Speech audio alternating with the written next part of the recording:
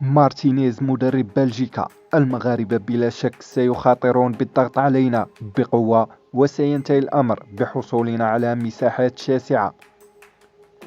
كشف مدرب منتخب بلجيكا روبرتو مارتينيز عن قراءته الأولية للمواجهة القادمة أمام المنتخب الوطني المغربي لحساب الجولة الثانية للمجموعة السادسة في نهائيات كأس العالم قطر 2022. وتقام مباراة المغرب ضد بلجيكا بعد غد الأحد ابتداء من الساعة 2 على أرضية ملعب التمامة.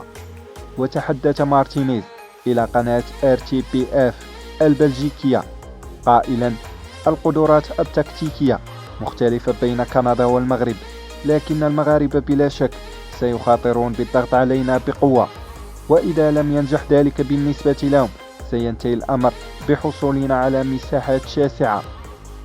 وتابع: حدث الأمر نفسه ضد إيطاليا في كأس أوروبا، ويمكنني التذكير بالعديد من المباريات التي تمكنا فيها من كسر خطوط الضغط من أجل تحقيق انتصار مريح.